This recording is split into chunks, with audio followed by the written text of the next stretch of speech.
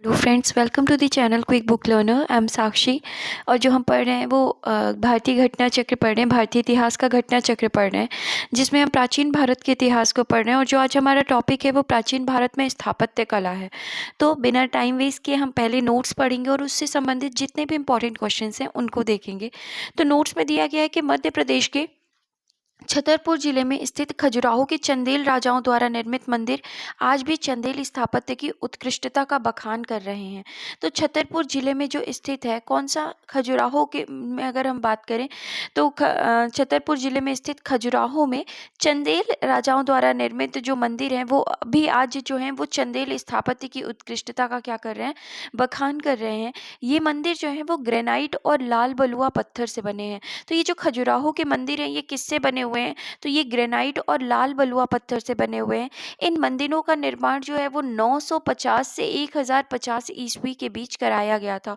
और यहाँ के मंदिरों में कंदरिया महादेव मंदिर जो है वो क्या है, सर्वोत्तम है। तो अगर हम खजुराहो के मंदिर में बात करें तो ये जो कंदरिया महादेव मंदिर है ये क्या है, सर्वोत्तम है। इस मंदिर का निर्माण जो है संभवतः किसने करवाया था? तो चंदेल शासक विद्याधर ने करवाया था। खजुराहो में 85 मंदिरों के निर्माण का उल्लेख मिलता है और ये मंदिर जो है वो कौन से हैं? तो वैष्णव, शैव, शाक्त और जैन धर्म से क्या है, संबंधित है। यहाँ का मांतगेश्वर मंदिर भगवान शिव को समर्पित है। तो जो मांतगेश्वर मंदिर है ये किसको समर्पित है? तो ये भगवान शिव को समर्पित है। और यह मंदिर संभवतः, जो मांतगेश्वर मंदिर है, ये राजा भदंग के काल में क्या हुआ था, निर्मित हुआ था। इन मंदिरों की निर्माण शैली कैसी है? तो नागर शैली है। किसी भी मंदिर में पंचायतन शैली अपनाई गई है। पंचायतन शैली क्या होते हैं? मंदिर जिस शैली में बनाए जाते हैं उन्हीं मंदिर को बनाने की शैली को क्या कहा जाता है? पंचायतन शैली कहा जाता है। जैन मंदिरों में पार्श्वनाथ जो है वो क्या है, प्रसिद्ध मंदिर है। कौन सा है? जैन मंदिरों में अगर हम बात करते हैं तो खजुराहो में जो पार्श्वनाथ का मंदिर है वो क्या है, प्रसिद्ध है। यहाँ के अन्य मंदिर है जैसे 64 योगिनी मंदिर, ब्रह्मा मंदिर, दूल्हा देव मंदिर, लक्ष्मण मंदिर, विश्वनाथ मंदिर, जिननाथ का मंदिर आदि। यूनेस्को की विश्व धरोहर स्थल सूची में शामिल मध्य प्रदेश के ऐतिहासिक स्थलों में खजुराहो का मंदिर, भीमबेटका की गुफाएं एवं सांची का स्तूप शामिल है। तो अगर हम बात कर रहे हैं मध्य प्रदेश से संबंधित, तो यूनेस्को की विश्व धरोहर स्थल सूची में मध्य प्रदेश के जो ऐतिहासिक स्थल जो हैं वो कौन कौन से हैं? खजुराहो का मंदिर है, भीमबेटका की गुफाएं और सांची का स्तूप है। ये 3 चीज़ों को क्या किया गया है, शामिल किया गया है। इसके बाद अगर हम बात करते हैं तो दशावतार मंदिर की बात करते हैं, जो कि कहाँ पर है? तो दशावतार मंदिर देवगढ़ उत्तर प्रदेश के ललितपुर में स्थित है। तथा यह मंदिर जो है ये कैसा है? तो ये जो दशावतार मंदिर है ये गुप्तकालीन मंदिर है। प्राचीन भारत में गुप्त काल से संबंधित गुफा चित्रांकन के केवल 2 उदाहरण हैं। तो गुप्त काल से संबंधित अगर हम बात करें तो गुफा चित्रांकन के केवल 2 उदाहरण उपलब्ध हैं। इनमें से एक अजंता की गुफाओं में किया गया चित्रांकन है और दूसरा जो है वो कहाँ किया गया है? बाघ की गुफाओं में हमको देखने को मिलता है। तो हमने देखा कि प्राचीन भारत में गुप्त काल से संबंधित गुफा चित्रांकन के केवल 2 उदाहरण उपलब्ध हैं। इनमें से एक अजंता की गुफाओं में किया गया चित्रांकन है और दूसरा उदाहरण जो है वो कौन सा है? बाघ की गुफाएं हैं, जिनकी तिथि जो है वो कैसी है? गुप्तकालीन है। इन गुफाओं के चित्र लोक जीवन से संबंधित है तथा अजंता गुफाओं के चित्र जो है वो किससे संबंधित है? तो अजंता गुफाओं के जो चित्र हैं ये किससे संबंधित है? बौद्ध धर्म से संबंधित है। तो हमने क्या क्या चीज़ें देखी? हमने देखा कि गुप्त, अगर हम बात करें गुप्त चित्रांकन के बारे में, तो गुप्त चित्रांकन के बारे में हम देखते हैं तो हमें 2 उदाहरण मिलते हैं। एक अजंता की गुफाओं में मिलता है और दूसरा कौन सा मिलता है? बाघ की गुफाओं में मिलता है। और अजंता की गुफाओं में जो चित्र हमको देखने को मिलते हैं ये कैसे हैं? ये बौद्ध धर्म से संबंधित हैं। इसके बाद अगर हम बात करते हैं तो माउंट आबू के दिलवाड़ा जैन मंदिर संगमरमर के बने हैं। तो अब हम अगर बात करें, अगला मंदिर जो है वो माउंट आबू का जो दिलवाड़ा जैन मंदिर है ये संगमरमर के बने हैं, जिनका निर्माण गुजरात के चालुक्य शासक भीमदेव प्रथम के सामंत विमल शाह ने करवाया था। तो जो माउंट आबू के दिलवाड़ा जैन मंदिर है ये किसका बना हुआ है? संगमरमर का बना हुआ है और जिसका निर्माण गुजरात के चालुक्य शासक भीमदेव प्रथम के सामंत विमल शाह ने करवाया था। यह जैन मंदिर अपनी नक्काशी एवं सुंदर मीनाकारी के लिए प्रसिद्ध है। पालीताड़ा का पवित्र जैन मंदिर गुजरात के भावनगर जिले की शत्रुंजय पहाड़ियों पर स्थित है। तो ये जो पालीताड़ा का पवित्र जैन मंदिर है, ये कहाँ स्थित है? गुजरात के भावनगर जिले में स्थित है। और कौन सी पहाड़ी पर? तो शत्रुंजय पहाड़ी पर अवस्थित है। इसके बाद हमने दो गुफाएं देखी। हमने एक बाघ की गुफा देखी है, एक अजंता की गुफा देखी, और ये दोनों ही गुप्तकालीन है। और जो ये अजंता की गुफा है, वहां पे हमने क्या देखा है कि बौद्ध चित्र पाए जाते हैं। अब हम बात करते हैं एलिफेंटा की प्रसिद्ध गुफा के बारे में। तो एलिफेंटा की प्रसिद्ध गुफा मंदिरों का निर्माण किसने करवाया था? तो राष्ट्रकूट शासकों द्वारा करवाया गया। यहाँ से कुल 7 गुफाएं मिली हैं, जिनमें से 5 गुफा मंदिर प्राप्त हुए हैं और जिनमें हिंदू धर्म से संबंधित क्या है? मूर्तियां हैं। तो एलिफेंटा के प्रसिद्ध गुफा मंदिर का निर्माण किसके द्वारा करवाया गया? राष्ट्रकूट शासकों द्वारा करवाया गया था। यहाँ से कुल 7 गुफाएं मिली हुई हैं। अगर हम बात करें एलिफेंटा के प्रसिद्ध गुफा मंदिर के बारे में, तो राष्ट्रकूट शासकों द्वारा इसका निर्माण करवाया गया। और कुल कितनी गुफाएं मिली हैं? कुल 7 गुफाएं मिली हैं, जिसमें से 5 गुफा मंदिर प्राप्त हुए हैं, जिनमें हिंदू धर्म से संबंधित मूर्तियां हैं। साथ ही यहाँ 2 बौद्ध गुफाएं भी हैं। तो हिंदू धर्म से संबंधित तो है ही, साथ में ही एलिफेंटा गुफाओं में हमको 2 बौद्ध गुफाएं भी देखने को मिलती हैं। इन गुफाओं का निर्माण काल 5वीं से 6ठी शताब्दी ईस्वी माना जाता है। यहाँ से प्रसिद्ध त्रिमूर्ति शिव की क्या मिली है हमें? प्रतिमा मिली है। क्या मिली हुई है? त्रिमूर्ति शिव की हमें प्रतिमा प्राप्त हुई है। इसके बाद अगर हम देखें तो एलोरा जो है ये कहाँ पे है? तो एलोरा महाराष्ट्र के औरंगाबाद जिले में स्थित है। ये शैलकृत गुफा मंदिर के लिए जग प्रसिद्ध है। तो शैलकृत गुफा मंदिर के लिए क्या है? प्रसिद्ध है। यहाँ कुल 34 शैलकृत गुफाएं हैं। ये गुफाएं विभिन्न कालों में बनी हैं और इनमें गुफा से अगर हम बात करें, गुफा क्रमांक 1 से 12 बौद्ध और 13 से 29 हिंदू और 30 से 34 जैनियों से संबंधित है। मतलब अगर हम एलोरा गुफा की बात कर रहे हैं, तो इस गुफा में हमको बौद्ध चित्र देखने को मिलते हैं, हिंदू चित्र और जैनियों से संबंधित है, जो थोड़े थोड़े अंतराल पर बनी है। एलोरा का कैलाश मंदिर शैलकृत स्थापत्य का उदाहरण है। द्रविड़ शैली के इस विश्व प्रसिद्ध मंदिर का निर्माण राष्ट्रकूट शासक कृष्ण प्रथम ने करवाया था। तो हमें ध्यान रखना है कि ये जो एलिफेंटा जो गुफा है, ये कौन सी शैली में बनाया गया है? तो ये द्रविड़ शैली में बनाया गया है। और इसका निर्माण किसने करवाया था? तो राष्ट्रकूट शासक कृष्ण प्रथम ने करवाया था। इसके बाद अगर हम बात करें तो पश्चिम भारत में प्राचीनतम शैलकृत गुफाएं नासिक, एलोरा एवं अजंता में है। तो अगर हम बात कर रहे हैं पश्चिम भारत की, तो प्राचीनतम शैलकृत गुफाएं कहाँ है? नासिक में है, एलोरा में है और कहाँ है? अजंता में है। ये 3 स्थल जो हैं ये कहाँ पर स्थित है? तो महाराष्ट्र में ही स्थित है। नासिक की बौद्ध गुफाएं सुविख्यात है, उन्हें पांडव लेनी भी कहा जाता है। तो ध्यान रखना है हमें कि नासिक की जो बौद्ध गुफाएं हैं उन्हें क्या कहा जाता है? उन्हें पांडव लेनी कहा जाता है। राष्ट्रकूट शासकों के समय अगर हम बात करें तो ब्राह्मण धर्म का महत्व था। तो राष्ट्रकूट शासकों के समय जो थे, इनका कौन से धर्म का महत्व हुआ करता था? ब्राह्मण धर्म का। किंतु ब्राह्मण धर्म की तुलना में जैन धर्म का अधिक प्रचार प्रसार था तथा इसे राजकीय संरक्षण भी प्राप्त था। तो अगर हम बात करें राष्ट्रकूट शासकों के समय किसका महत्व बहुत ज़्यादा था? ब्राह्मण धर्म का। लेकिन प्रचार प्रसार किसका हो रहा था? जैन धर्म का अधिक प्रचार प्रसार हो रहा था। और जो जैन धर्म था इसे राजकीय संरक्षण भी मिला हुआ था। इसके बाद अगर हम देखें तो राष्ट्रकूट शासक अमोघ वर्ष का गुरु जैनाचार्य जिनसेन था। तो राष्ट्रकूट शासक जो अमोघ वर्ष थे, अमोघ वर्ष के जो गुरु थे उनका नाम क्या था? जैनाचार्य जिनसेन था। और यही जिनसेन है जिन्होंने आदि पुराण की क्या करी थी? रचना की थी। उस समय शासकों तथा सामंतों के साथ साथ सेनापति पदों पर भी अनेक जैन धर्मानुयायी की नियुक्ति की जाती थी। इसके बाद अगर हम बात करते हैं तो अजंता की गुफा वाकाटकों के अधीन राजसी संरक्षण और जागीरदारों द्वारा निर्मित कराई गई थी। तो अगर हम बात कर रहे हैं कौन सी गुफा के बारे में? अजंता की गुफाएं, तो ये किसके अधीन बनाई गई थी? वाकाटकों के अधीन राजसी संरक्षण और जागीर द्वारा निर्मित करवाई गई थी। अजंता की गुफा संख्या 16 में उत्कीर्ण मरणासन राजकुमारी का चित्र प्रशंसनीय है। इस चित्र की प्रशंसा करते हुए ग्रिफिथ, वर्गेस और फर्गुसन ने कहा, करुणा भाव और अपनी कथा को स्पष्ट ढंग से कहने की दृष्टि से यह चित्रकला के इतिहास में अनितक्रमणीय है।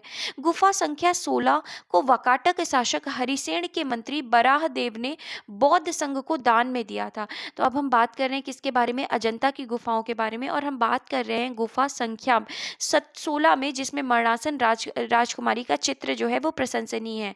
और अगर हम बात करें गुफा संख्या 16 को वकाटक शासक हरिसेन के मंत्री वराह देव ने बौद्ध संघ को क्या किया था, दान में दिया था। अजंता के चित्र तकनीकी दृष्टि से विश्व में प्रथम स्थान रखते हैं।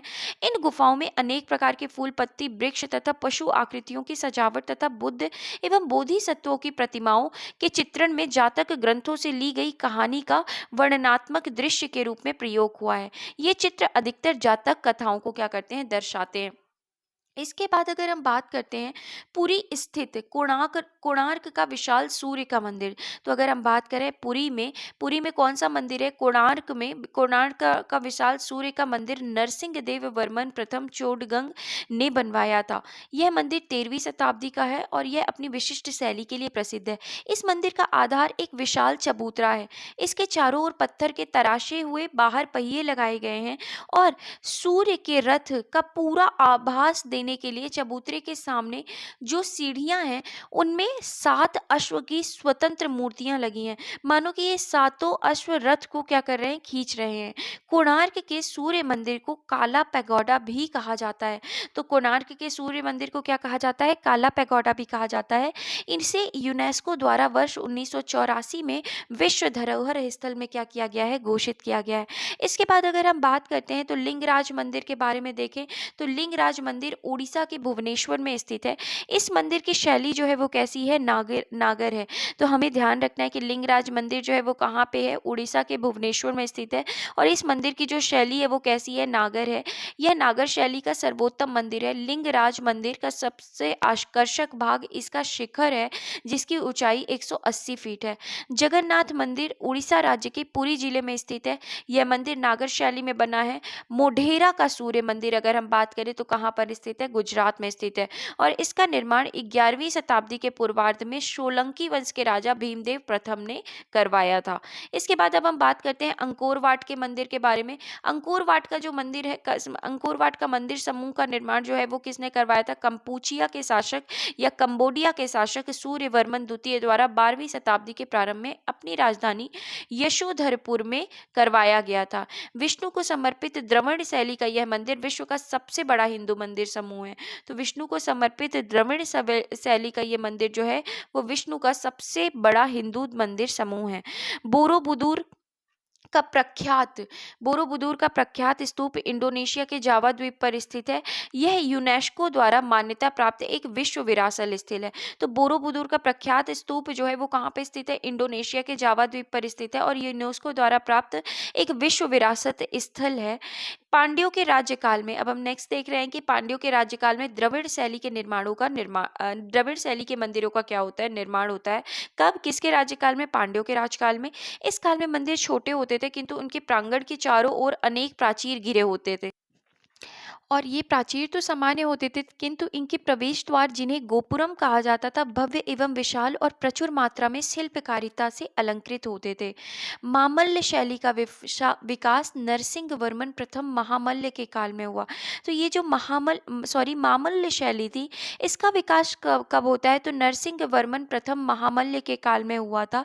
इसके अंतर्गत 2 प्रकार के स्मारक बने, मंडप तथा एकाश्मक मंदिर जिन्हें रथ कहा जाता है। तो इसके अंतर्गत जो 2 प्रकार के मंदिर बने, स्मारक मंदिर बने, इन्हें क्या कहा जाता था, तो मंडप तथा एकाश्मक मंदिर जिन्हें रथ कहा गया है। पल्लव कला की राजसिंह शैली जिसका प्रारंभ नरसिंह वर्मन द्वितीय राजसिंह ने किया था। अब हम बात करते हैं किसके बारे में, पल्लव कला की राजसिंह शैली जिसका प्रारंभ किसने किया था, नरसिंह वर्मन द्वितीय राजसिंह ने किया था। कि 3 मंदिर हैं, कौन कौन से, महाबलीपुरम से प्राप्त होते हैं। महाबलीपुरम में कौन से, शोर मंदिर जिसे तटीय शिव मंदिर भी कहते हैं, ईश्वर मंदिर और मुकुंद मंदिर। शोर मंदिर इस शैली का प्रथम उदाहरण है। कौन सी शैली का, राजसिंह शैली का जो है ये शोर मंदिर ये प्रथम उदाहरण है और किसके द्वारा बनवाया गया था, तो पल्लव कला का ये मंदिर है। इसके बाद अगर हम बात करते हैं तो महाबलीपुरम में रथ मंदिरों का निर्माण पल्लव शासकों द्वारा करवाया गया था। यह मंदिर एकाश्म पत्थर के निर्मित हैं और पल्लवकालीन मामल्य शैली में बने रथों को या एकाश्मक मंदिर में धर्मराज रथ सबसे बड़ा एवं द्रौपदी रथ जो है वो क्या है, सबसे छोटा है। तो अगर हम बात करें पल्लवकालीन मामल्य शैली में बने रथ या एकाश्मक मंदिरों में धर्मराज रथ सबसे बड़ा और द्रौपदी रथ जो है वो क्या है, सबसे छोटा है। इसमें किसी भी प्रकार का अलंकरण नहीं मिलता तथा यह सिंह एवं हाथी जैसे पशुओं के आधार पर टिका हुआ है। इसके बाद अगर हम बात करते हैं तो निवासन नल्लूर को कोरंगनाथ मंदिर चोल शासक परांतक प्रथम के काल में निर्मित हुआ था। तो अगर हम बात करते हैं तो श्रीनिवासन नल्लूर का कोरंगनाथ मंदिर जो है वो चोल शासक परांकत प्रथम के काल में क्या हुआ था, निर्मित हुआ था। तंजौर के में राजराजेश्वर अथवा बृहदेश्वर मंदिर का निर्माण राजराज प्रथम काल में निर्मित हुआ था। इसके निर्माण में ग्रेनाइट पत्थरों का प्रयोग हुआ था। राजराज के पुत्र राजेंद्र चोल के शासनकाल में गंगई कोंड चोलपुरम में मंदिर का क्या हुआ था, निर्माण किया गया था। तो इस तरीके से हमने देखा। इसके बाद अगर हम बात करते हैं सोनगिरी दतिया मध्य प्रदेश से 15 किलोमीटर दूरी पर स्थित है। यह दिगंबर जैनियों का पवित्र स्थान है। सोनगिरी के चारों ओर सफेद जैन मंदिर स्थापित है। वर्तमान में यहाँ 77 जैन मंदिर पहाड़ी पर और 26 गांव में स्थित है।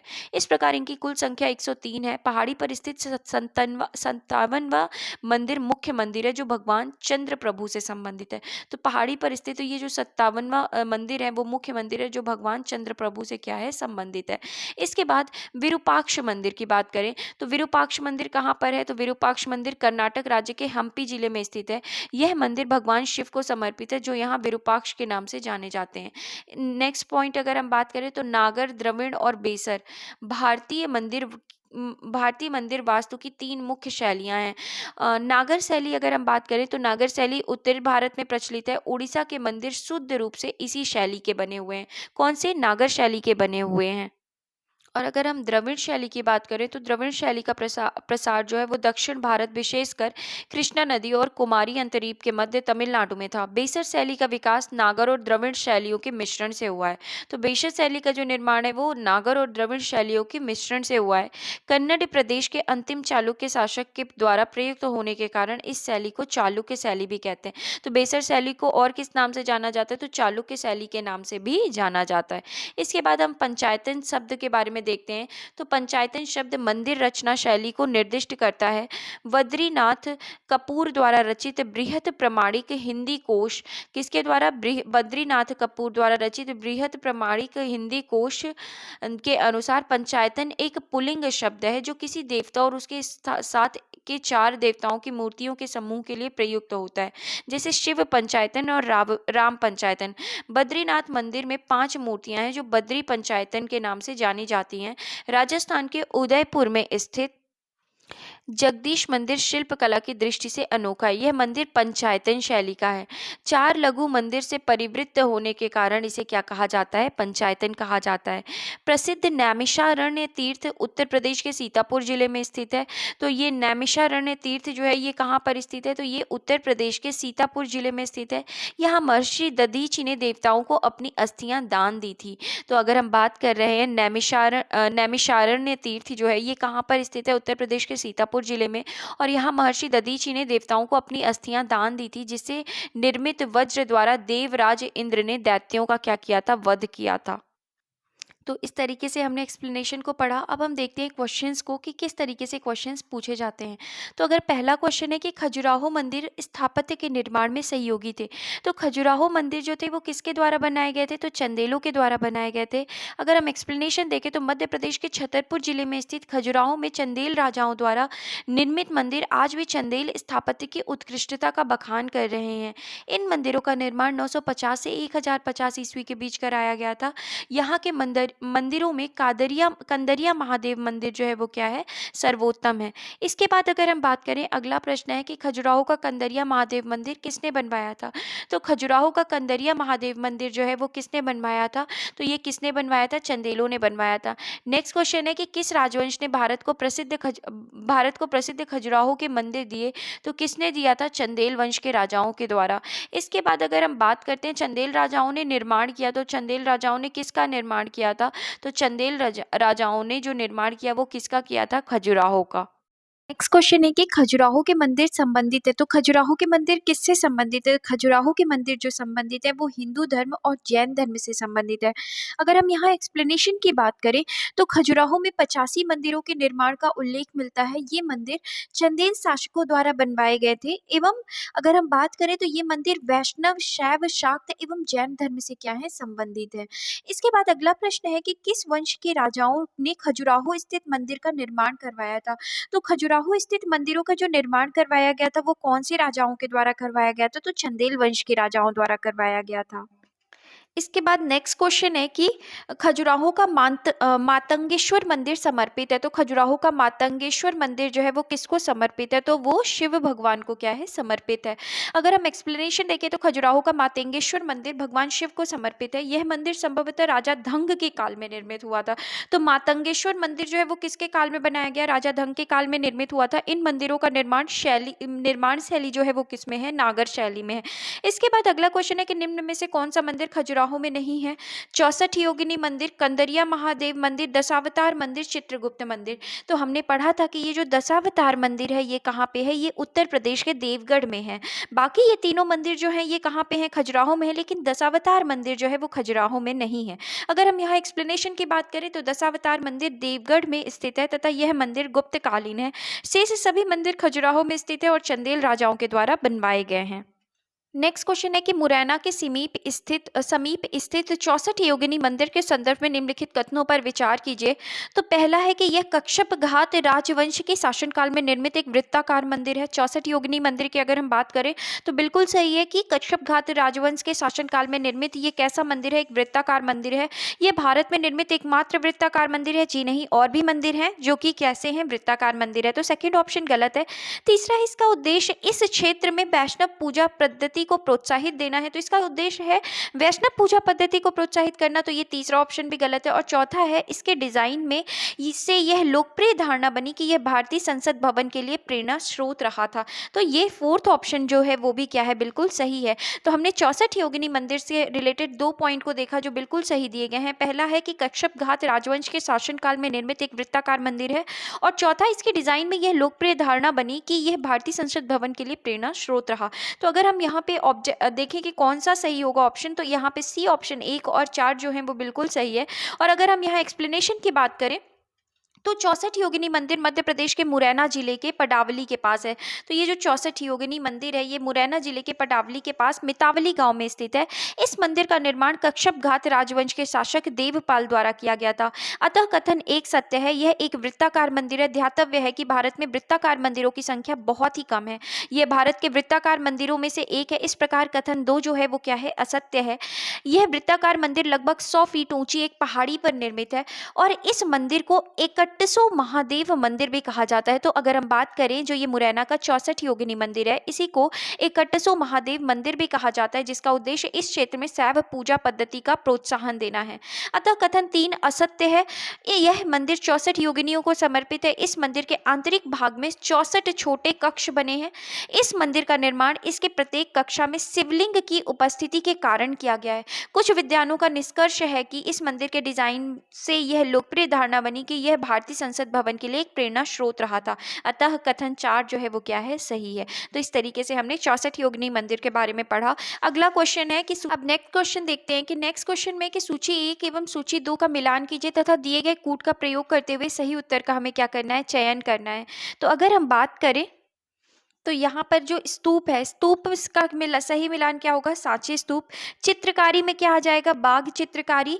कनिष्क की सिर विहीन मूर्ति कहाँ से मिली है, तो मथुरा से मिली है। और दशावतार मंदिर कहाँ पे है, देवगढ़ में है। तो अगर इस तरीके से हम देखें तो सही कूट क्या होगा, तो अगर सही कूट हम देखें तो ए का 2, बी का 1। तो यहाँ पे बी ऑप्शन जो है वो क्या है, बिल्कुल सही उत्तर है।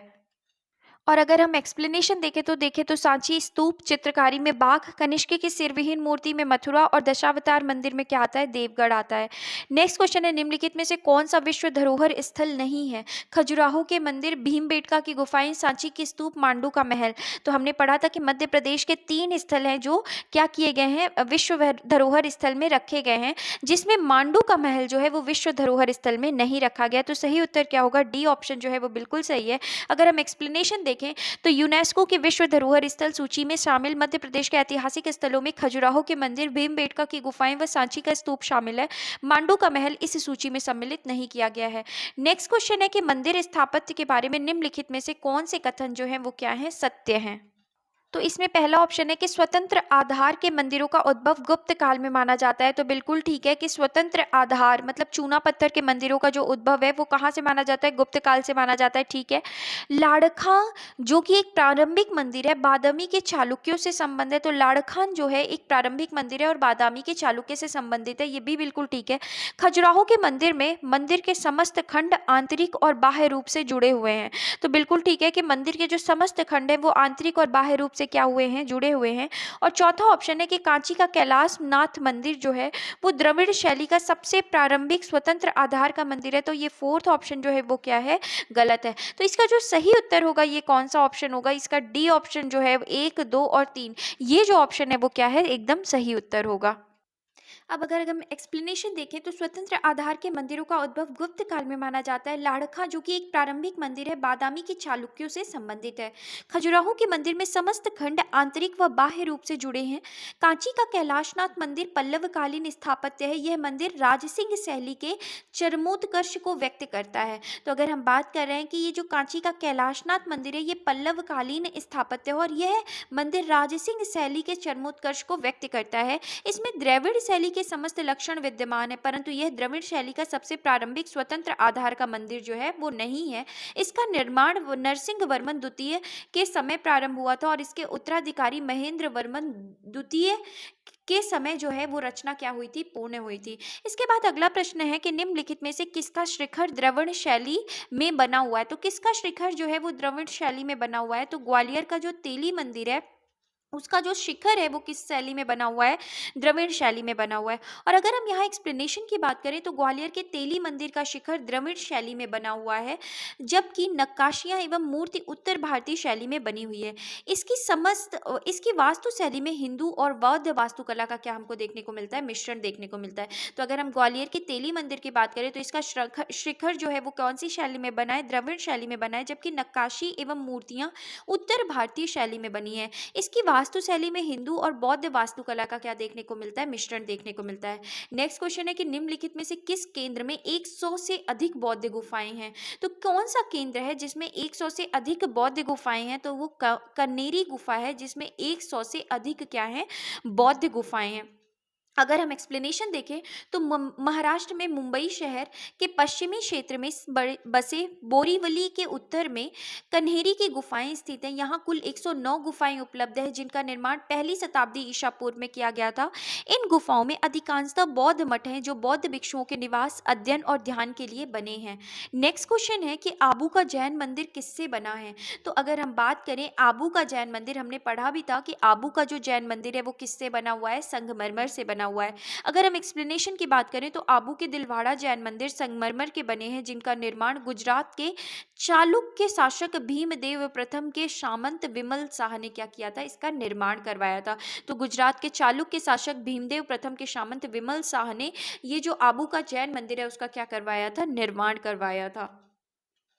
नेक्स्ट क्वेश्चन है कि निम्नलिखित नगरों में से किस एक के निकट पालीताड़ा मंदिर अवस्थित है? तो पालीताड़ा मंदिर जो है वो कहाँ है अवस्थित है?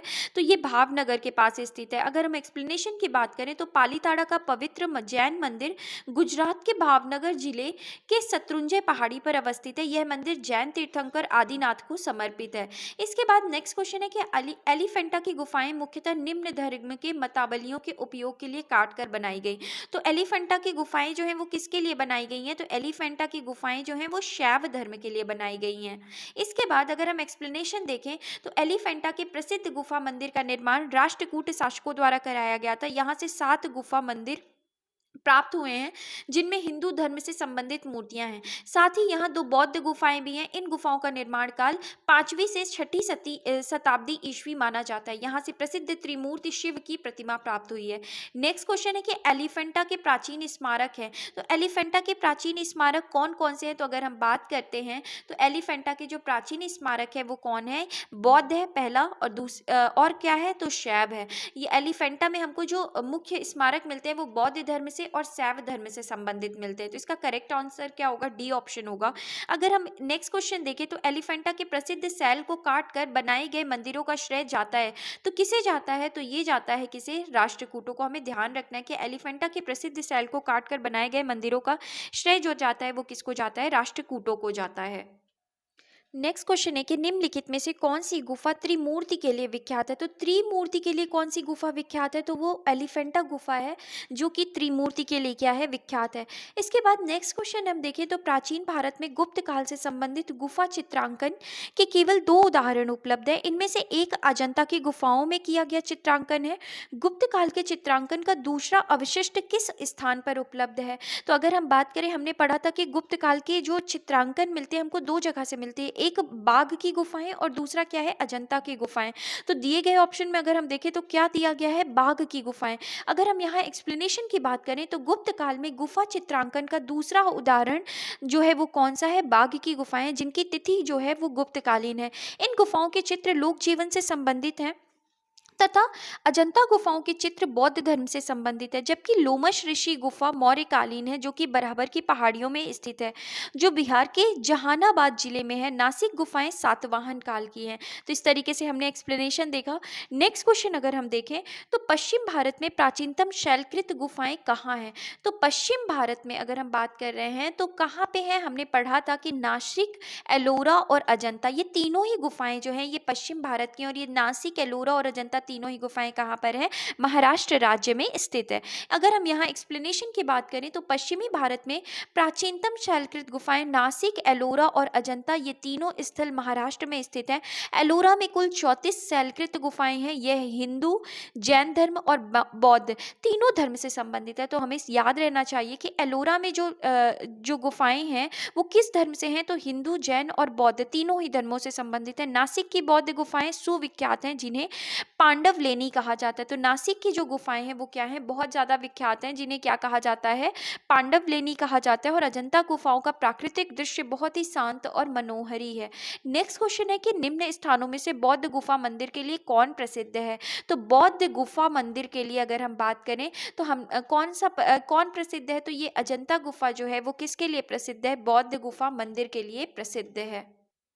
एक्सप्लेनेशन अगर हम देखें तो बौद्ध गुफा मंदिर के लिए अजंता प्रसिद्ध है, जबकि एलिफेंटा अपने शैव मंदिरों के लिए, खजुराहो शैव, वैष्णव तथा जैन धर्म मंदिरों के लिए और नालंदा बौद्ध शिक्षा केंद्र के लिए प्रसिद्ध है। तो अगर हम यहाँ बात करें बौद्ध गुफा मंदिरों के लिए अजंता प्रसिद्ध है, एलिफेंटा किसके लिए प्रसिद्ध है? तो शैव मंदिरों के लिए प्रसिद्ध है, और खजुराहो जो है वो शैव, वैष्णव और जैन मंदिर के लिए प्रसिद्ध है, और नालंदा बौद्ध शिक्षा केंद्र के लिए क्या है? प्रसिद्ध है। इसके बाद नेक्स्ट क्वेश्चन है कि एलोरा गुफाओं का निर्माण किसने करवाया था? तो एलोरा गुफाओं का निर्माण जो है वो किसने करवाया था? राष्ट्रकूटों ने करवाया था। अगर हम एक्सप्लेनेशन देखें तो राष्ट्रकूट शासक उत्साही निर्माता थे। उन्होंने महाराष्ट्र के औरंगाबाद जिले में स्थित एलोरा गुफाओं का निर्माण करवाया। ये गुफाएं अपने शैलकृत स्थापत्य के लिए विश्व प्रसिद्ध हैं। वर्ष 1983 में यूनेस्को द्वारा इसे विश्व धरोहर स्मारक में क्या किया गया? घोषित किया गया है। नेक्स्ट क्वेश्चन है कि भारतीय शिलावस्तु के इतिहास के संदर्भ में निम्नलिखित कथनों पर विचार कीजिए। बादामी की गुफाएं भारत की प्राचीनतम अवशिष्ट शैलकृत गुफाएं हैं। तो अगर हम इस ऑप्शन की बात करें तो बिल्कुल गलत है कि बादामी की गुफाएं भारत की प्राचीनतम अवशिष्ट शैलकृत गुफाएं हैं, तो गलत है। दूसरा है बराबर की शैलकृत गुफाएं सम्राट चंद्रगुप्त मौर्य द्वारा मूलतः आजीविकों के लिए बनवाई गई थी, तो ये भी सेकंड ऑप्शन भी क्या है? गलत है। और तीसरा है एलोरा में गुफाएं विभिन्न धर्मों के लिए बनवाई गई हैं, तो ये बिल्कुल ठीक है कि एलोरा में जो गुफाएं हैं वो विभिन्न धर्मों के लिए क्या की गई हैं? बनवाई गई हैं। तो तीसरा ऑप्शन जो है वो क्या है? बिल्कुल ठीक है। तो अगर हम यहाँ ऑप्शन की बात करें तो इसका आंसर क्या क्या होगा, केवल 3 जो है इसका क्या होगा, करेक्ट आंसर होगा। अगर हम एक्सप्लेनेशन की बात करें तो बराबर की शैलकृत गुफाएं जो हैं वो सम्राट अशोक ने अपने राज्याभिषेक के 12 वर्ष आजीविकों को क्या की थी। तो अगर हम बात करें तो बराबर की शैलकृत गुफाएं सम्राट अशोक ने अपने राज्याभिषेक के 12वें वर्ष आजीविकों को प्रदान की थी। इन गुफाओं में कर्ण चौपड़, विश्व झोपड़ी और सुदामा गुफा प्रमुख है। एलोरा की गुफाएं महाराष्ट्र के औरंगाबाद जिले में स्थित है। इन गुफाओं में गुफा क्रमांक 1 से 12 तक बौद्ध, 13 से 29 हिंदू और 30 से 34 जैनों से संबंधित है। तो अगर हम एलोरा की गुफाओं की बात कर रहे हैं तो एलोरा की गुफा जो है वो बौद्ध, हिंदू और जैन तीनों धर्मों से संबंधित है। इस प्रकार ये गुफाएं विभिन्न धर्मों से क्या है, संबंधित है। बादामी की शैलकृत गुफाएं भारत की प्राचीनतम गुफाएं नहीं है। अगर हम बात कर रहे हैं या देख रहे हैं एक्सप्लेनेशन, तो भारत की प्राचीनतम गुफाओं में कौन सी मानी जाती है, तो भीमबेटका मानी जाती है। इस प्रकार कथन 1 और 2 गलत है, जबकि कथन 3 जो है वो क्या है, सही है। अभी हमने देखा है नेक्स्ट वही क्वेश्चन पूछा गया कि एलोरा के गुहा मंदिर संबंधित है। तो एलोरा के जो गुहा मंदिर है वो किस किस धर्म से संबंधित है, तो हमने देखा है कि बौद्ध, हिंदू और जैन धर्म से संबंधित है। तो बौद्ध, हिंदू और जैन धर्म मतलब तीनों ही ऑप्शन जो है वो क्या है, बिल्कुल सही है। तो इसका करेक्ट आंसर क्या होगा, ऑप्शन डी जो है ये क्या है, बिल्कुल सही उत्तर है। नेक्स्ट क्वेश्चन है, एलोरा में गुफाएं और शैलकृत मंदिर हैं। तो एलोरा में जो हिंदू, बौद्ध और जैन से क्या है, संबंधित है। नेक्स्ट क्वेश्चन है, बौद्ध, हिंदू व जैन शैलकृत गुफाएं गुहाएं एक साथ विद्यमान है। तो कहाँ पर विद्यमान है, तो ये एलोरा में विद्यमान है। अगला प्रश्न है, निम्नलिखित में से कौन एक शैलकृत स्थापत्य का उदाहरण है। तो शैलकृत स्थापत्य का जो उदाहरण है वो कौन है, तो वो जो है शैलकृत स्थापत्य का जो उदाहरण है वो कौन सा है, कैलाश मंदिर, जो कि कहाँ स्थित है, एलोरा में स्थित है। तो सी ऑप्शन जो है वो क्या होगा, करेक्ट आंसर होगा। अगर हम यहाँ एक्सप्लेनेशन देखें तो एलोरा का कैलाश मंदिर शैलकृत स्थापत्य का आश्चर्य माना जाता है। द्रविड़ शैली के इस विश्व प्रसिद्ध मंदिर का निर्माण राष्ट्रकूट शासक कृष्ण प्रथम ने क्या किया था, करवाया था। तो एलोरा का कैलाश मंदिर जो है वो क्या है, शैलकृत स्थापत्य का आश्चर्य माना जाता है। द्रविड़ शैली के इस विश्व प्रसिद्ध मंदिर का निर्माण राष्ट्रकूट शासक कृष्ण प्रथम ने करवाया था। नेक्स्ट क्वेश्चन है कि निम्नलिखित मंदिरों में से किसे शैलकृत स्थापत्य का आश्चर्य माना जाता है। तो शैलकृत स्थापत्य का जो आश्चर्य माना जाता है वो किसे माना जाता है, तो वो माना जाता है कैलाश मंदिर एलोरा में। अभी हमने एक्सप्लेनेशन देखा कि अगर शैलकृत स्थापत्य का आश्चर्य माना जाता है तो वो जो एलोरा में कैलाश मंदिर है उसको माना जाता है। नेक्स्ट क्वेश्चन है कि किस वंश ने एलोरा के कैलाश मंदिर का निर्माण करवाया था। तो कौन से वंश ने करवाया था, राष्ट्रकूट वंश ने एलोरा के कैलाश मंदिर का निर्माण करवाया था। इसके बाद अगला प्रश्न है कि एलोरा के कैलाश मंदिर का निर्माण करवाया गया था तो किसके द्वारा, राष्ट्रकूटों के द्वारा करवाया गया था। अगर हम नेक्स्ट क्वेश्चन देखें कि एलोरा के प्रसिद्ध कैलाश मंदिर के निर्माण से कौन सा शासक वंश जो था वो संबद्ध रहा है, तो कौन सा शासक वंश संबद्ध रहा है, चालुक्य रहा है। नेक्स्ट क्वेश्चन है कि एलोरा के प्रसिद्ध शिव मंदिर का निर्माता राष्ट्रकूट नरेश था और कौन था वो, तो वो जो था वो कौन था, वो कृष्ण प्रथम था। नेक्स्ट क्वेश्चन है कि एलोरा के कैलाश मंदिर का निर्माण किसने करवाया था। तो एलोरा के कैलाश मंदिर का निर्माण जो है वो किसने करवाया था, कृष्ण प्रथम ने करवाया था। नेक्स्ट क्वेश्चन है कि किस धर्म को राष्ट्रकूटों का संरक्षण प्राप्त था। तो राष्ट्रकूटों का जो संरक्षण प्राप्त था वो कौन से धर्म को प्राप्त था, जैन धर्म को प्राप्त था। अगर हम यहाँ एक्सप्लेनेशन की बात करें तो राष्ट्रकूट शासकों के समय वैसे तो ब्राह्मण धर्म का महत्व था, किंतु ब्राह्मण धर्म की तुलना में जैन धर्म का अधिक प्रचार प्रसार था तथा इसे राजकीय संरक्षण भी प्राप्त था। राष्ट्रकूट शासक अमोघ वर्ष के गुरु जैनाचार्य जिन सेन थे जिन्होंने आदि पुराण की रचना की। उस समय शासकों तथा सामंतों के साथ साथ सेनापति पदों पर भी अनेक जैन धर्मानुयायियों की क्या की जाती थी, नियुक्ति की जाती थी। नेक्स्ट क्वेश्चन है कि अजंता और एलोरा की गुफाएं किस नगर में स्थित है। तो किस नगर में स्थित है, तो ये औरंगाबाद में स्थित है। अगर हम यहाँ एक्सप्लेनेशन देखें तो अजंता और एलोरा की गुफाएं महाराष्ट्र के औरंगाबाद जिले में स्थित है। पर्वत शिलाओं को खोदकर भवन निर्माण के विकास की चरमावस्था एलोरा का कैलाश मंदिर, जिसका निर्माण राष्ट्रकूट नरेश कृष्ण प्रथम ने करवाया था। तो अजंता, अगर हम बात कर रहे हैं कि ये जो अजंता और एलोरा की गुफाएं हैं ये महाराष्ट्र के कहाँ पे हैं, तो ये महाराष्ट्र के औरंगाबाद जिले में स्थित है। पर्वत शिलाओं को खोदकर भवन निर्माण के विकास की चरमावस्था एलोरा का कैलाश मंदिर है, जिसका निर्माण राष्ट्रकूट नरेश कृष्ण प्रथम ने क्या किया था, करवाया था। नेक्स्ट क्वेश्चन है कि अजंता और एलोरा गुफाएं हैं तो ये कहाँ पर स्थित है, तो ये महाराष्ट्र में स्थित है। अगला प्रश्न है कि निम्नलिखित स्थानों में से किस एक में राष्ट्रकूटों द्वारा एलोरा पहाड़ियों में निर्मित गुफा मंदिर मंदिर स्थित है? तो गुफा मंदिर, ये जो एलोरा की गुफा मंदिर है, ये कहाँ स्थित है? तो ये औरंगाबाद महाराष्ट्र में स्थित है। इसके बाद नेक्स्ट क्वेश्चन देखें। नेक्स्ट क्वेश्चन है कि सूची 1 को सूची 2 में सुमेलित कीजिए और नीचे दिए गए कूट से सही उत्तर का चयन कीजिए। तो पहला क्वेश्चन है, पहला जो हमें मिलाना है वो है ईंट निर्मित मंदिर। तो ईंट निर्मित मंदिर जो है ये कहाँ से मिला है? तो ईंट निर्मित मंदिर जो है ये है भीतरगांव में। दशावतार मंदिर कहाँ है? तो हमने अभी पढ़ा है कि दशावतार मंदिर जो है वो कहाँ पे है? देवगढ़ में है। शिव मंदिर कहाँ है? तो शिव मंदिर जो है वो भूमरा में है और विष्णु मंदिर जो है वो कहाँ पे है? एरण में है। तो इस तरीके से अगर हम ऑप्शन देखें तो ऑप्शन जो कौन सा ऑप्शन है जो करेक्ट आंसर होगा? तो ए का 3, मतलब बी ऑप्शन जो है वो क्या है? बिल्कुल सही उत्तर है। और अगर हम यहाँ एक्सप्लेनेशन भी देखें तो ईंट निर्मित मंदिर जो है वो कहाँ है? भीतरगांव में। दशावतार मंदिर देवगढ़ में, शिव मंदिर भूमरा और विष्णु मंदिर जो है वो कहाँ पे है? एरण में है। नेक्स्ट क्वेश्चन है कि कानपुर उत्तर प्रदेश स्थित भीतरगांव मंदिर के संदर्भ में निम्नलिखित कथनों में से कौन सा जो है वो सही है? तो इस मंदिर का निर्माण 5वीं सदी में 5वीं सदी ईस्वी से 6ठी सदी ईस्वी के मध्य हुआ। बिल्कुल ठीक है, हम भीतरगांव मंदिर के बारे में बात कर रहे हैं और ईंटों से निर्मित यह भारत के प्राचीनतम मंदिरों में से क्या है? एक है। तो यहाँ पर जो दोनों ही जो हैं वो क्या है? बिल्कुल सही है। तो इसका सही उत्तर क्या हो जाएगा? सी ऑप्शन 1 और 2 दोनों ही क्या है? बिल्कुल सही है। और अगर हम यहाँ एक्सप्लेनेशन देखें तो उत्तर प्रदेश के कानपुर जिले में स्थित भीतरगांव मंदिर का निर्माण 5वीं सदी से 6ठी सदी ईस्वी के मध्य हुआ था। इस मंदिर का निर्माण गुप्त काल में हुआ। इस मंदिर का निर्माण ईंटों से वर्गाकार चबूतरे पर किया गया, जिसका मुख जो है वो पूर्व की तरफ है। मंदिर के भीतर स्थित गर्भगृह के ऊपर एक लंबा पिरामिड नुमा शिखर है। इस मंदिर का निर्माण जो है वो कौन सी शैली में हुआ है? नागर शैली में हुआ है। नेक्स्ट क्वेश्चन है कि अजंता की कला को इनमें से किसने प्रश्रय या आश्रय दिया? तो वो कौन था? वकाटक वंश के लोगों ने अजंता की कला को क्या किया? संरक्षित किया। अगर हम एक्सप्लेनेशन की बात करें तो अजंता की गुफाएं औरंगाबाद जिले में स्थित है। ये गुफाएं वकाटकों के अधीन राजसी संरक्षण और जागीरदारों द्वारा निर्मित करवाई गई थी। इन गुफाओं को गुप्त शासकों का भी संरक्षण प्राप्त था। ये गुफाएं अपने भित्ति चित्र तथा मूर्तिकारी के लिए बेजोड़ समझी जाती हैं। अजंता में मुख्यतः बौद्ध धर्म की महायान से संबंधित चित्र हैं।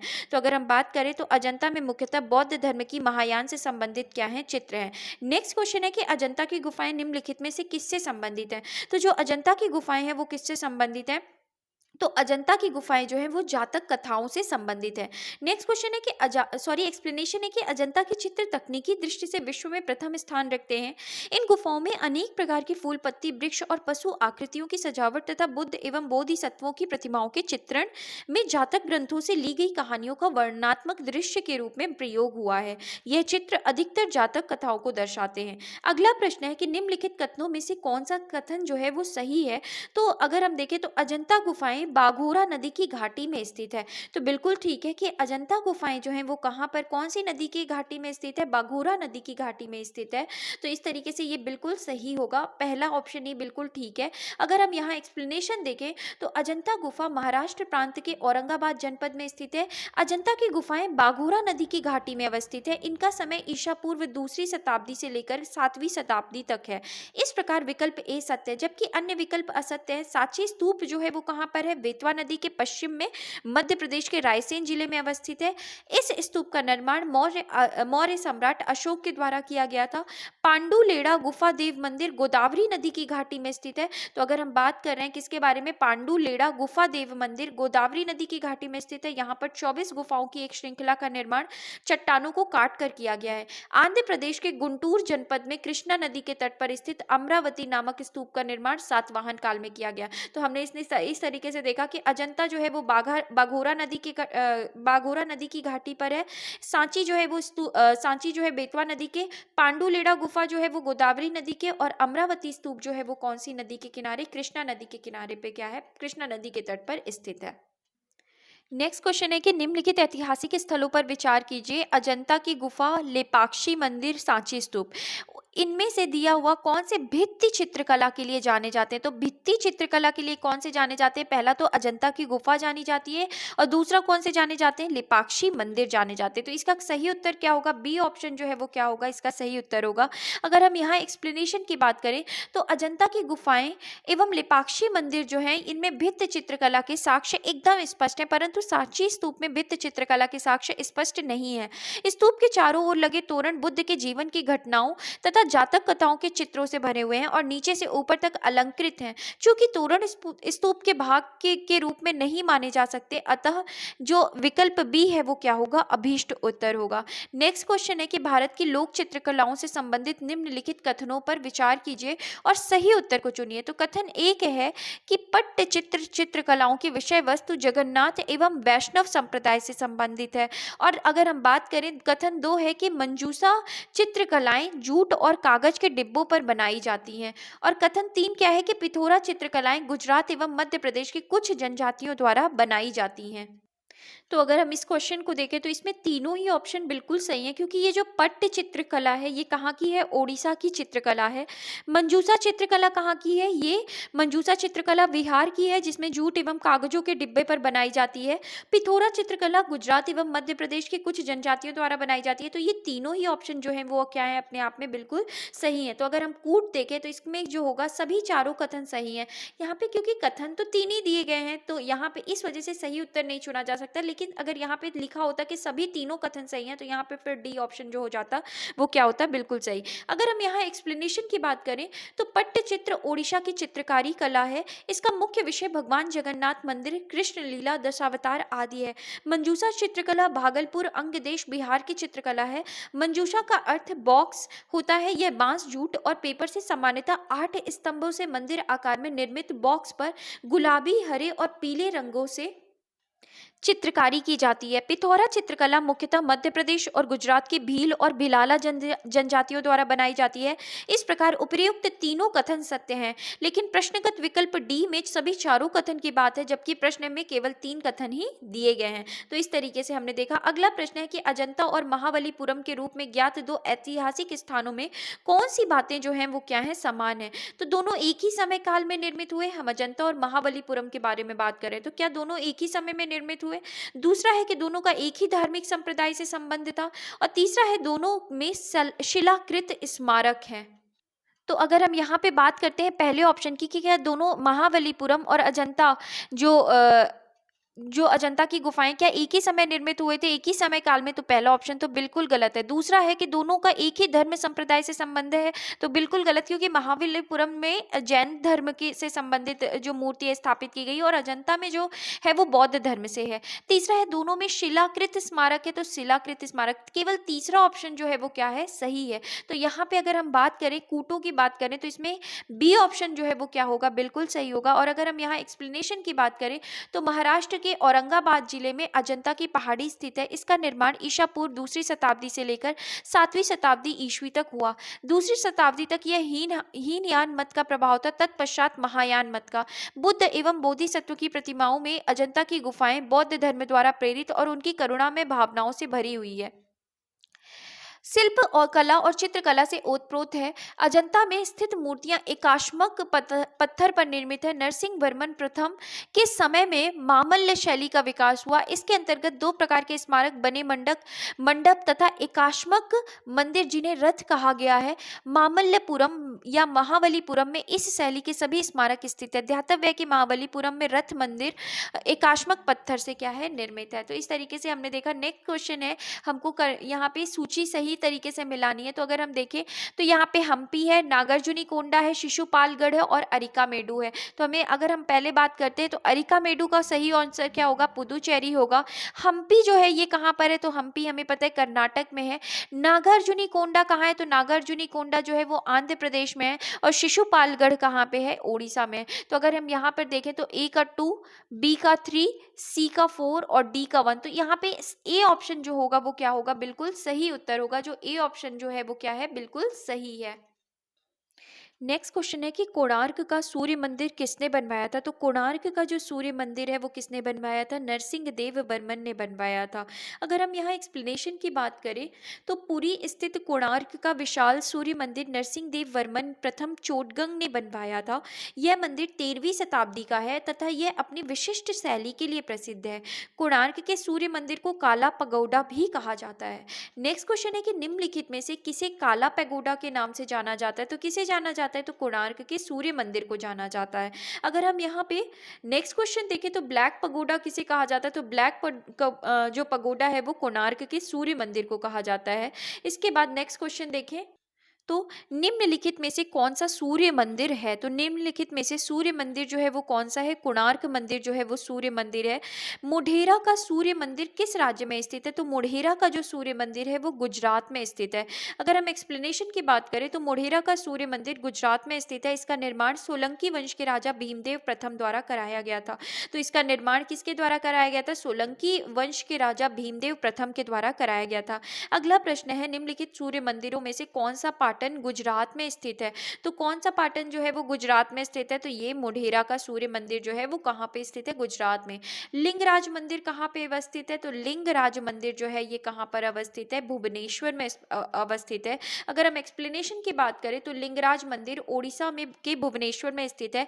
इस मंदिर की शैली नागर है। यह नागर शैली का सर्वोत्तम मंदिर है। लिंगराज मंदिर का सबसे आकर्षक भाग इसका क्या है? शिखर है, जिसकी ऊंचाई क्या है? 180 फीट है।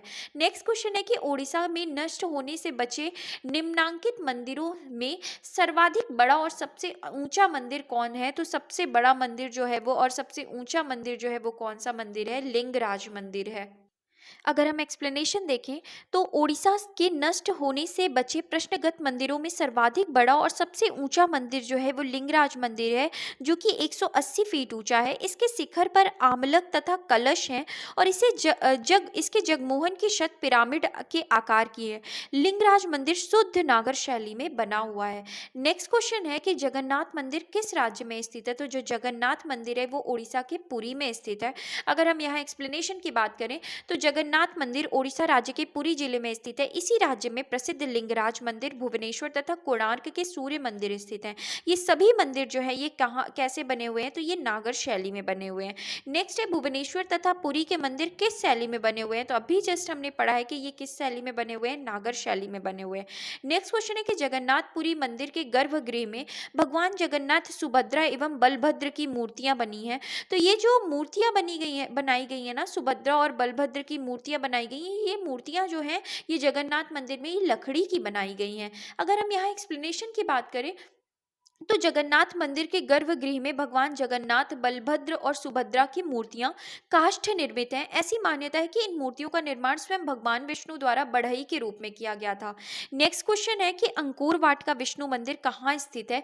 तो अंकोर वाट का जो विष्णु मंदिर बनवाया गया था ये कहाँ बनवाया गया है? कंबोडिया में बनवाया गया है। अगर हम एक्सप्लेनेशन देखें तो अंकोर वाट मंदिर समूह का निर्माण कंपोचिया, वर्तमान कंबोडिया के शासक सूर्यवर्मन द्वितीय द्वारा 12वीं शताब्दी के प्रारंभ में अपनी राजधानी यशोधरापुर या अंगकोर में कराया गया था। विष्णु को समर्पित द्रविड़ शैली का यह मंदिर जो है ये विश्व का सबसे बड़ा जो है हिंदू मंदिर समूह है।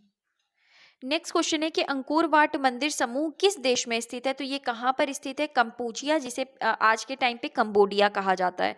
नेक्स्ट क्वेश्चन है कौन से बृहत मंदिर के प्रारंभिक अभिकल्पना तथा निर्माण सूर्यवर्मन द्वितीय के राज्यकाल में हुआ? तो वो कौन सा मंदिर है? अंकोर वाट का मंदिर है।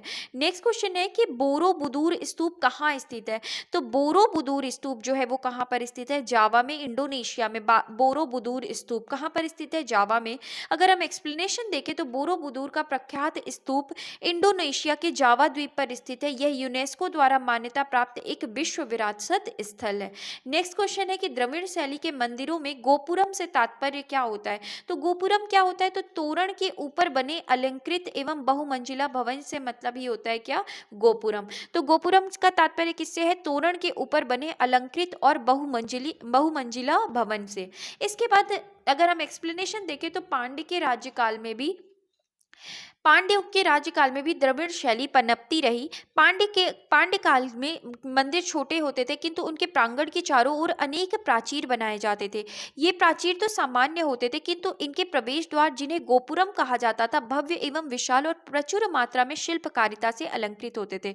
पांड्यकालीन वास्तुकला की विशेषता मंदिर नहीं अपितु क्या है? गोपुरम है। तो हमें ध्यान रखना है कि कभी भी गोपुरम से संबंधित कोई प्रश्न आए तो हमें ध्यान रखना है कि वो किसके लिए जाना जाता है। तो वो पांड्यकालीन जो थे उन्होंने गोपुरम को इतना ज्यादा क्या बनाया था? विशेष बनाया था। इसके बाद नेक्स्ट क्वेश्चन है कि चट्टानों को काटकर महाबलीपुरम का मंदिर किसके द्वारा बनाया गया था? तो ये किसके द्वारा? पल्लव के द्वारा या चोल के द्वारा या चालुक्य राष्ट्रकूटों के द्वारा। तो जो ये महाबलीपुरम मंदिर है वो किसके द्वारा बनवाया गया था? तो महाबलीपुरम मंदिर जो है वो पल्लवों के द्वारा बनवाया गया था। अगर हम यहाँ एक्सप्लेनेशन देखें तो पल्लव कला की राजसिंह शैली, पल्लव कला की राजसिंह शैली जिसका प्रारंभ नरसिंह वर्मन द्वितीय राजा सिंह ने किया था, ये 3 मंदिर महाबलीपुरम से प्राप्त होते हैं। शोर मंदिर, तटीय शिव मंदिर, ईश्वर मंदिर तथा मुकुंद मंदिर। शोर मंदिर इस शैली का जो है वो क्या है? प्रथम उदाहरण है। नेक्स्ट क्वेश्चन है कि महाबलीपुरम में रथ मंदिरों का निर्माण कराया गया था। तो महाबलीपुरम मंदिर का ही निर्माण किसके द्वारा करवाया गया था? पल्लवों के द्वारा। तो चाहे कुछ भी हो उसके अंदर वो किसके द्वारा निर्माण करवाया जाएगा? पल्लवों द्वारा। इसके बाद अगर हम एक्सप्लेनेशन की बात करें तो महाबलीपुरम में रथ मंदिरों का निर्माण पल्लव शासकों द्वारा करवाया गया था। रथ मंदिर जो है वो एकाश्म पत्थर से क्या है? निर्मित है। नेक्स्ट क्वेश्चन है कि महाबलीपुरम का सप्त रथ मंदिर बनवाया गया था। तो महाबलीपुरम का जो सप्त रथ मंदिर है वो किसके द्वारा बनवाया गया था? तो वो नरसिंह वर्मन के द्वारा बनवाया गया था। अगर हम यहाँ एक्सप्लेनेशन देखें तो पल्लव शासक नरसिंह वर्मन प्रथम के समय में मामल्य शैली का विकास हुआ। तो नरसिंह वर्मन प्रथम के समय में कौन सी शैली का विकास हुआ? मामल्य शैली का विकास हुआ। इसके अंतर्गत 2 प्रकार के स्मारक बने, मंडप तथा एकाश्मक मंदिर, जिन्हें रथ कहा गया है। मामल्यपुरम में इस शैली के सभी स्मारक स्थित हैं। सप्तरथ मंदिर नरसिंह वर्मन प्रथम द्वारा क्या किया गया था? बनवाया गया था। तो जो सप्तरथ मंदिर है वो किसके द्वारा बनवाया गया था? नरसिंह वर्मन प्रथम द्वारा बनवाया गया था। और इन रथों को क्या कहा जाता है? तो सप्त पैगोडा कहा जाता है। क्या कहा जाता है? सप्त पैगोडा कहा जाता है। इसके बाद अगला क्वेश्चन है, महाबलीपुरम के रथ मंदिरों का निर्माण किसने करवाया था? तो महाबलीपुरम के रथ मंदिरों का जो निर्माण है वो किसने करवाया था? नरसिंह वर्मन प्रथम ने करवाया था। अगला क्वेश्चन है, मामल्यपुरम में रथ स्मारकों के निर्माण के लिए निम्नलिखित में से कौन जो था वो उत्तरदायी था? तो वो कौन थे? तो ये पल्लव थे। नेक्स्ट क्वेश्चन है कि निम्नलिखित में से कौन सा रथ मंदिर सबसे छोटा है? तो सबसे छोटा जो रथ मंदिर है वो कौन सा है? द्रौपदी रथ जो है वो सबसे छोटा रथ मंदिर है। अगर हम एक्सप्लेनेशन की बात करें तो पल्लव कालीन मामल्य शैली में बने रथों या एकाश्मक मंदिर में द्रौपदी रथ सबसे छोटा है। इसमें सब किसी प्रकार का अलंकरण नहीं मिलता तथा यह सिंह एवं हाथी जैसे पशुओं के आधार पर टिका हुआ है। धर्मराज रथ मंदिर जो है वो सबसे बड़ा है। नेक्स्ट क्वेश्चन है, निम्न मंदिर को कालानुक्रम में व्यवस्थित कीजिए और नीचे दिए गए कूटों से सही उत्तर चुनिए। तो अगर हम बात करें बृहदेश्वर, गंगईकोंड चोलपुरम मंदिर, महाबलीपुरम का तटीय मंदिर और सप्त पैगोडा, हमको इसे क्या करना है? कलानुक्रम के आधार पर क्या करना है? व्यवस्थित करना है। तो इस आधार पर अगर हम देखें तो सबसे पहले जो बनाया गया था वो कौन सा बनाया गया था? तो सप्त पैगोडा मंदिर बनाया गया था। सप्त पैगोडा के बाद क्या बनाया गया था? महाबलीपुरम का तटीय मंदिर, इसके बाद बृहदेश्वर मंदिर और फिर क्या बनाया गया था? गंगईकोंड चोलपुरम मंदिर। तो इसका सही आंसर क्या होगा? तो इसका सही आंसर जो है वो कौन सा ऑप्शन होगा? डी ऑप्शन जो है ये क्या होगा? बिल्कुल सही उत्तर होगा। और अगर हम यहाँ एक्सप्लेनेशन की बात करें तो कालक्रम के अनुसार मंदिरों का निर्माण में सबसे पहले कौन सा आता है? सप्त पैगोडा जो कि मामल्य शैली में बना हुआ है। उसके बाद महाबलीपुरम का तटीय मंदिर जो कि राजसिंह शैली में बना हुआ है। उसके बाद फिर बृहदेश्वर मंदिर जो राजराज प्रथम के समय में बना था और फिर गंगईकोंड चोलपुरम मंदिर जो कि राजेंद्र प्रथम के समय में बनाया गया। इस तरीके से हमने एक्सप्लेनेशन देखी। नेक्स्ट क्वेश्चन है, हमें सूची 1 को सूची 2 में क्या करना है? सुमेलित करना है और उसे सही क्रम में लगाना है। तो सबसे पहले अगर हम देखें तो एलिफेंटा क्या थी? तो एलिफेंटा हमको पता है कि एलिफेंटा जो है वो क्या है? गुफा है। इसके बाद सांची क्या है? तो सांची जो है वो स्तूप है। इसके बाद खजुराहो में क्या बनाया गया है? तो खजुराहो में मंदिर बनाया गया है। और श्रवण बेलगोला में क्या है? तो श्रवण बेलगोला में हमको क्या देखने को मिलती है? मूर्ति देखने को मिलती है। तो अगर हम यहाँ सही कूट के बारे में देखें तो ए का 3 ऑप्शन जो है वो सही होगा। तो यहाँ पे 3 ऑप्शन दिए गए हैं। अगर हम देखें तो हमें बी ऑप्शन में चलना पड़ेगा। बी का क्या है? 4 है। तो बी का अगर हम देखें तो 4, ए का 3 और बी का 4। तो यहाँ पे अगर हम देखें तो ये जो हमें मिल गया है, बी जो ऑप्शन है वो क्या है? बिल्कुल सही आंसर है। बी जो ऑप्शन है वो बिल्कुल करेक्ट ऑप्शन है। यहाँ अगर हम एक्सप्लेनेशन देखें तो एलिफेंटा महाराष्ट्र में स्थित है। यहाँ 5वीं 6वीं शताब्दी ईस्वी की 7 गुफाएं हैं। श्रवण बेलगोला कर्नाटक में स्थित है। यहाँ गोमतेश्वर की प्रसिद्ध मूर्ति का निर्माण चामुंड राय ने करवाया था। खजुराहो के मंदिर मध्य प्रदेश में है, चंदेल शासकों द्वारा निर्मित है। और सांची स्तूप का निर्माण अशोक ने कराया था, यह मध्य प्रदेश में है।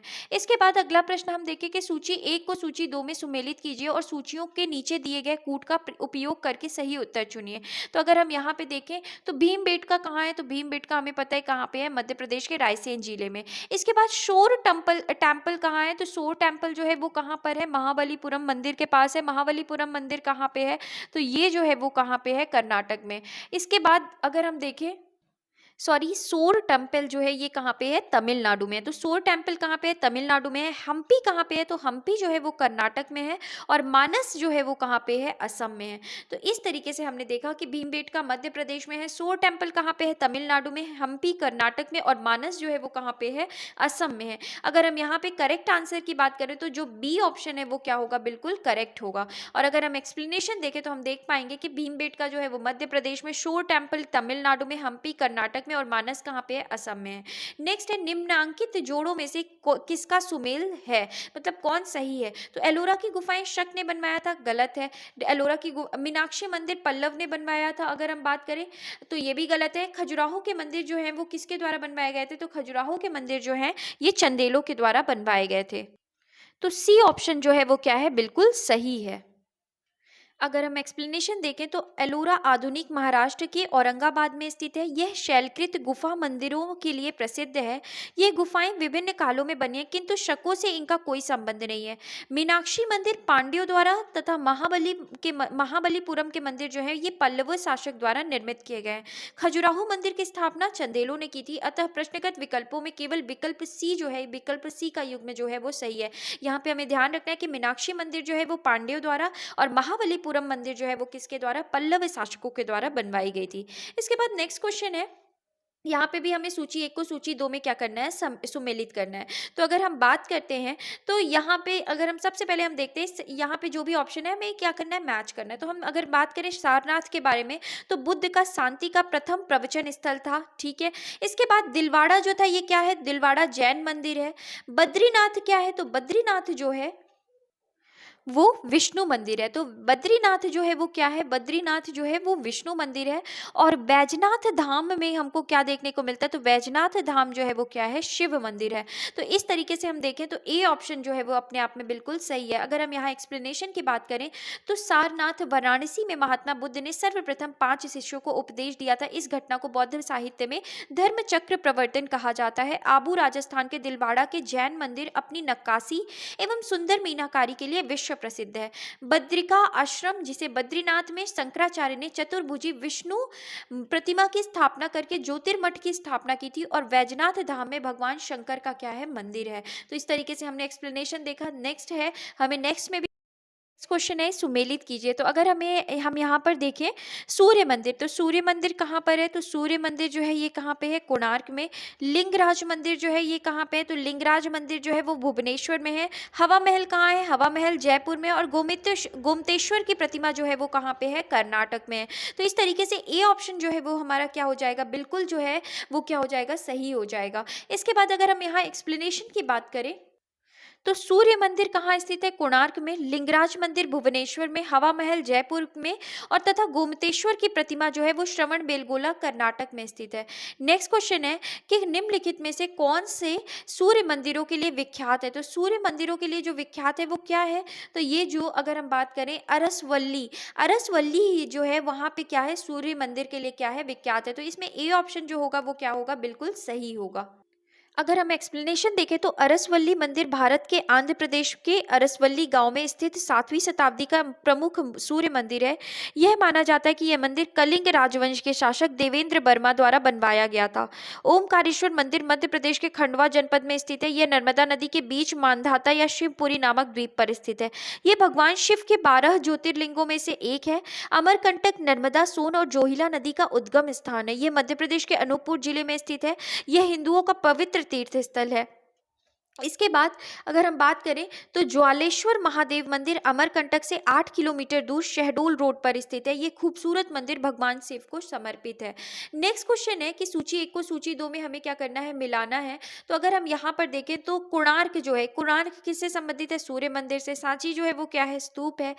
सारनाथ क्या है, तो सारनाथ जो है वो अशोक स्तंभ है। और नालंदा जो था वो क्या था, विश्वविद्यालय था। तो इस तरीके से अगर हम बात करें तो हम यहाँ पे अगर देखें तो ए का 2 ऑप्शन हमें 2 मिल रहा है। तो अगर हम बी का देखें तो बी का 1।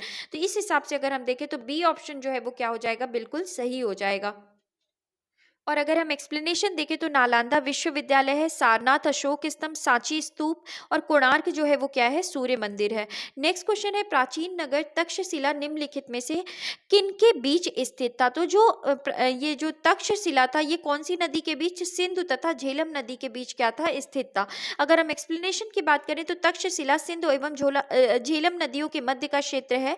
तक्षशिला के इतिहास में प्रसिद्धि का कारण उसकी ख्याति प्राप्त शिक्षा केंद्र होता था। इसके बाद नेक्स्ट क्वेश्चन है, सोनगिरी जहां 103 जैन मंदिर बने हुए हैं किसके सन्निकट स्थित है? तो जो सोनगिरी है ये किसके निकट स्थित है? तो दतिया के निकट स्थित है। अगर हम एक्सप्लेनेशन की बात करें तो सोनगिरी दतिया से 15 किलोमीटर दूरी पर स्थित है। यह दिगंबर जैनियों का पवित्र स्थान है। सोनगिरी के चारों ओर सफेद जैन मंदिर स्थापित है। वर्तमान में यहाँ 77 जैन मंदिर पहाड़ी पर और 26 गांव में स्थित है। इस प्रकार इनकी कुल संख्या 103 है। पहाड़ी पर स्थित 57वां मंदिर मुख्य मंदिर है जो भगवान चंद्र प्रभु से संबंधित है। इसके बाद नेक्स्ट क्वेश्चन है कि सोनगिरी का ऐतिहासिक दिगंबर जैन तीर्थस्थल है। तो सोनगिरी का जो ऐतिहासिक दिगंबर जैन तीर्थस्थल है वो क्या है, मध्य प्रदेश है। नेक्स्ट क्वेश्चन है, दिलवाड़ा जैन मंदिर कहाँ स्थित है? तो दिलवाड़ा जैन मंदिर जो है माउंट आबू राजस्थान में क्या है, स्थित है। अगर हम एक्सप्लेनेशन की बात करें तो दिलवाड़ा के जैन मंदिर माउंट आबू सिरोही राजस्थान में स्थित है। इनमें सबसे प्रसिद्ध विमल वासाही मंदिर है। चालुक्य शासक भीमदेव प्रथम के सामंत विमल शाह ने इस मंदिर का क्या करवाया था, निर्माण करवाया था। नेक्स्ट क्वेश्चन है कि दिलवाड़ा जैन मंदिर है। तो दिलवाड़ा जैन मंदिर कहाँ पर है? तो दिलवाड़ा जैन मंदिर माउंट आबू में अरावली पर्वत पर स्थित है। इसके बाद दिलवाड़ा जैन मंदिर कहाँ स्थित है? तो दिलवाड़ा जैन मंदिर जो है वो कहाँ स्थित है, राजस्थान में स्थित है। नेक्स्ट क्वेश्चन है, प्रसिद्ध विरूपाक्ष मंदिर कहाँ अवस्थित है? तो जो प्रसिद्ध विरूपाक्ष मंदिर है ये कर्नाटक में हम्पी में स्थित है। और अगर हम यहाँ एक्सप्लेनेशन देखें तो विरूपाक्ष मंदिर कर्नाटक राज्य के हम्पी में स्थित है। यह मंदिर भगवान शिव को समर्पित है जो यहाँ विरूपाक्ष के नाम से जाने जाते हैं। इसके बाद नागर, द्रविड़ और बेसर हैं। तो ये क्या है? तो ये भारतीय मंदिर वास्तु की 3 मुख्य शैलियां हैं। तो ये क्या है? भारतीय मंदिर वास्तुकला की क्या है, 3 मुख्य शैलियां हैं। इसके बाद अगर हम एक्सप्लेनेशन देखें तो नागर, द्रविड़ तथा बेसर भारतीय मंदिर वास्तु की 3 मुख्य शैलियां हैं। नागर शैली समस्त उत्तरी भारत में प्रचलित है, जैसे कि ओडिशा के मंदिर शुद्ध रूप से इसी शैली के बने हैं। द्रविड़ शैली का प्रसार दक्षिण भारत विशेषकर कृष्णा नदी एवं कुमारी अंतरीप के मध्य में था। बेसर शैली का विकास नागर एवं द्रविड़ शैलियों के मिश्रण से हुआ है। इसके बाद अगर हम बात करें तो कन्नड़ प्रदेश के अंतिम चालुक्य शासकों के द्वारा प्रयुक्त होने के कारण इस शैली को चालुक्य शैली भी कहते हैं। तो ध्यान रखना है हमें कि बेसर शैली को किस नाम से जाना जाता है? तो बेसर शैली को ही चालुक्य शैली के नाम से भी जाना जाता है। नेक्स्ट क्वेश्चन है कि भारत के सांस्कृतिक इतिहास के संदर्भ में पंचायतन शब्द किसे निर्दिष्ट करता है? तो पंचायतन शब्द जो है वो मंदिर रचना शैली को निर्दिष्ट करता है। अगर हम यहाँ एक्सप्लेनेशन की बात करें तो डॉक्टर बद्रीनाथ कपूर द्वारा रचित बृहद प्रामाणिक हिंदी कोश अनुसार पंचायतन एक पुल्लिंग शब्द है जो किसी देवता और उसके साथ के 4 देवताओं की मूर्ति के समूह के लिए प्रयुक्त होता है, जैसे शिव पंचायतन, राम पंचायतन। बद्रीनाथ मंदिर में 5 मूर्तियां हैं जो बद्री पंचायतन के नाम से प्रसिद्ध है। राजस्थान के उदयपुर में स्थित जगदीश मंदिर शिल्पकला की दृष्टि से अनोखा है। यह मंदिर पंचायतन शैली का है। 4 लघु मंदिरों से परिवृत्त होने के कारण इसे पंचायतन कहा जाता है। स्पष्ट है कि पंचायतन शब्द मंदिर रचना शैली का निर्दिष्ट करता है। और कुल मिलाकर अगर हम शॉर्ट टर्म में बात करें कि पंचायतन मंदिर किसे कहते हैं, तो एक मंदिर जो 4 या 4 से अधिक मंदिरों के समूह से क्या होता है, घिरा हुआ होता है, ऐसे मंदिरों को क्या कहा जाता है, पंचायतन शैली का मंदिर कहा जाता है। इसके बाद नेक्स्ट क्वेश्चन है कि प्रसिद्ध नैमी सारण्य तीर्थ निम्न जनपदों में से किस एक में उपस्थित है? तो प्रसिद्ध नेमी सारण्य तीर्थ जो है वो किस में कहाँ, कौन से जनपदों में से एक में उपस्थित है? तो सीतापुर में स्थित है। अगर हम यहाँ एक्सप्लेनेशन की बात करें तो प्रसिद्ध नैमी सारण्य तीर्थ उत्तर प्रदेश के सीतापुर जिले में स्थित है।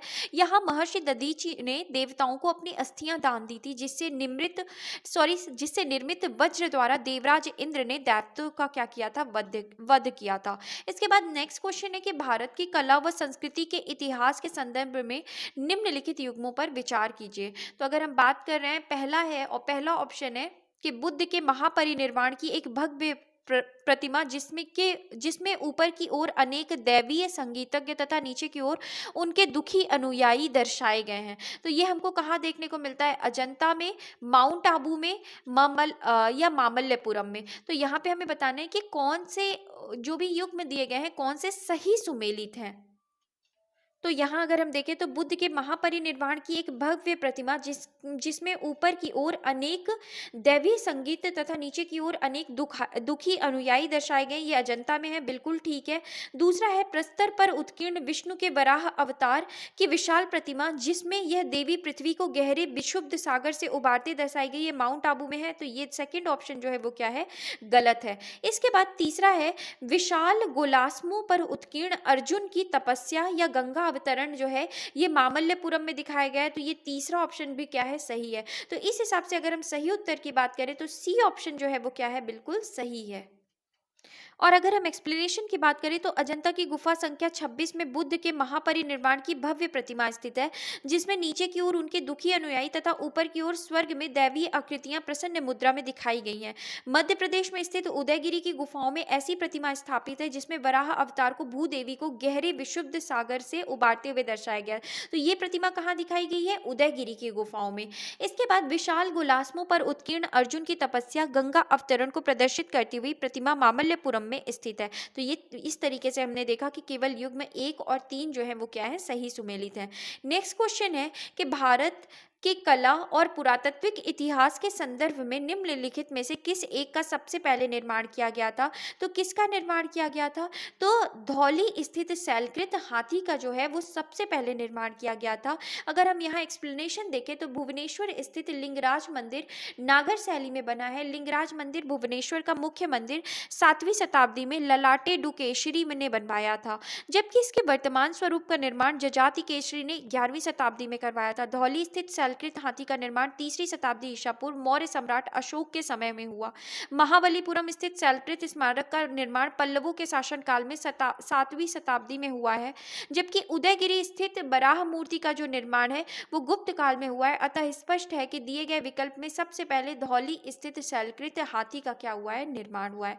तो इस तरीके से फ्रेंड्स हमने जो भी क्वेश्चंस थे, अगर हम बात करें स्थापत्य कला से, प्राचीन भारत के स्थापत्य कला से, हमने उन क्वेश्चंस को देखा, एक्सप्लेनेशंस को देखा। आई होप आपको ये सेशन अच्छा लगा हो। अगर आपको ये पसंद आया तो प्लीज़ लाइक करें, शेयर करें और चैनल को सब्सक्राइब नहीं किया है तो प्लीज़ सब्सक्राइब करें। Thank you.